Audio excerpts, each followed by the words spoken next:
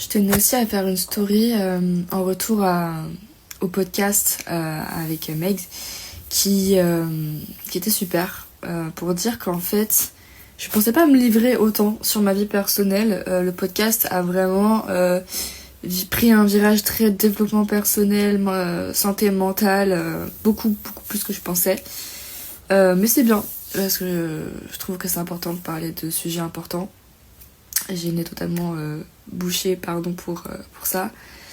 C'est important de parler de sujets qui sont tabous, cachés, engagés, et j'ai envie que sur mon compte il y ait de plus en plus de ça. Et je sais pas si ça se voit d'ailleurs, mais voilà.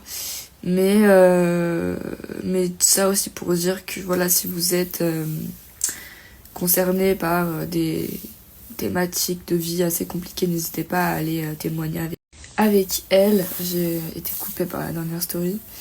Et n'hésitez pas aussi à vous-même parler sur votre compte, parler de votre expérience, partager vos expériences, parce qu'en fait, c'est des personnes comme elle, c'est des personnes comme ça qui participent à faire bouger vraiment en fait les choses. Regardez les vidéos qu'elle a pu faire, c'est des thématiques compliquées, certes. C'est pas forcément très fun, mais en même temps, c'est des choses qui sont cruciales en fait. Je crois qu'il y a un invité. Et voilà, donc faites-y un tour et donnez de la force au contenu qui donne de l'épanouissement aux gens, en fait, de l'épanouissement, de l'apaisement, qui font avancer les choses, qui font avancer les actes concrètement, parce que du coup, le fait de parler des choses, ça va faire que peut-être demain, une femme qui va avoir des douleurs comme moi, elle va peut-être se dire ça se trouve, il faut que j'aille consulter parce que peut-être que finalement j'ai telle ou telle maladie et personne me l'avait diagnostiqué avant, ce qui a été mon cas pendant très très longtemps, et qui aurait pu me tuer aujourd'hui, donc qui aurait pu me tuer aussi si j'avais pris ces décisions-là de voir des spécialistes.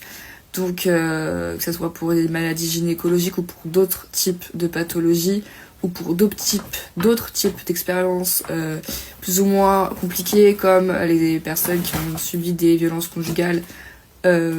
C'est voilà, des personnes qui elles aussi ont des parcours de vie compliqués. Je pense notamment aux plaintes qui sont très compliquées, aux conséquences psychologiques. Il y a beaucoup de santé mentale dans son podcast, dans notre podcast aussi. Ça m'a donné grave envie d'en faire plus, donc voilà.